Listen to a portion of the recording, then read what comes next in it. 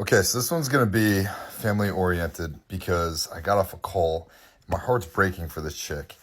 So when I take on a new client, it's either because we're working on personal tactics, changing the way that they think from a neuroscience perspective, changing the stories that they write about themselves, and I teach them how to start thinking better so that they get better results, get the things that they want. And this young girl, she's in her 20s, she's dealing with a situation where she just got back with her ex-boyfriend, and her ex-boyfriend's family doesn't like her.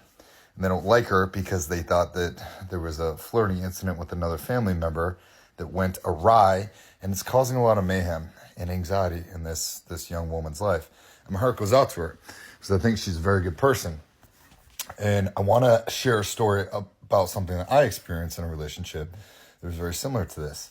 And I didn't tell this woman this story, but years ago, right, in my 7-year relationship, for Christmas one year, I would always go to her house, and she had a big family. They had a big whole thing. And on New Year's, everyone would get gifts from the family, and it was always like some sort of pajamas.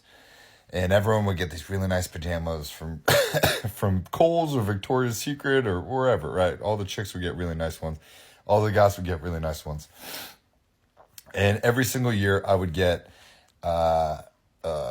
really bad ones, right? In one particular year, and I knew the mother of the family didn't like me, but I would consistently just get something different every year. It was clear that there was a message trying to be sent.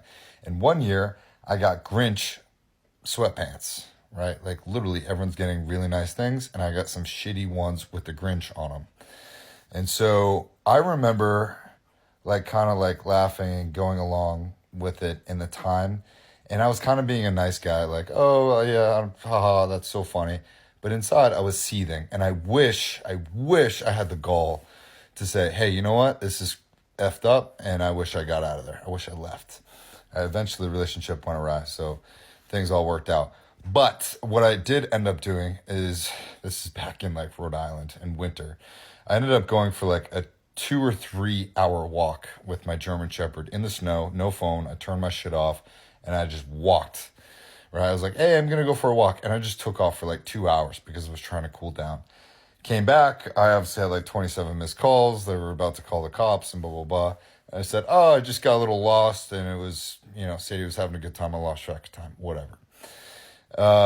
That story, I think about that story a lot because it's very clear when someone doesn't like you, especially somebody else's family. And if you've ever been in a situation where you are trying to win back somebody's attention or affection, and you find yourself not being your authentic self, and you find yourself giving in, and you find yourself letting people walk all over you, this is a clear sign that you're in a bad situation, and you should never, ever, ever let this happen again. I want you guys to pay attention to how other people treat you and how other people's families treat you.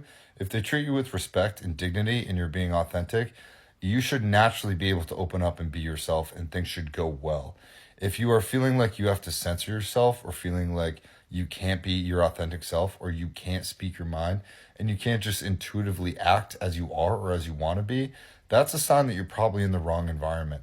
And this is something that takes years and years and years and decades to learn, because it's taken me all the way up until my 30s to start to realize this. And I feel like some people learn this super young and other people learn this at a different age, and that's totally fine. But I think the important thing is that you should always be able to be yourself no matter what, no matter where. And if you can't, or if you find that other people, especially your partner, is trying to censor you, that's probably a clear sign that you're in somewhat of a toxic or tumultuous relationship. And you should probably look towards leaving that, because you want to be surrounded by people that will authentically accept you as you are. That should be a no-brainer, in my opinion. So think twice, right? If you've ever been in a situation like this, I'd love to hear your experience. If you have ever noticed that you're being censored by a family, or you've had to play nice in order to get along with a family, but it's eating you inside, I want to hear your story, because I know I'm not the only one that's been through this. Everyone goes through this at some point, but I would like to hear some more stories, particularly about this. So comment below if you got anything. And if you want one-on-one help, growing, learning, changing what's up here, hit me up. I got you.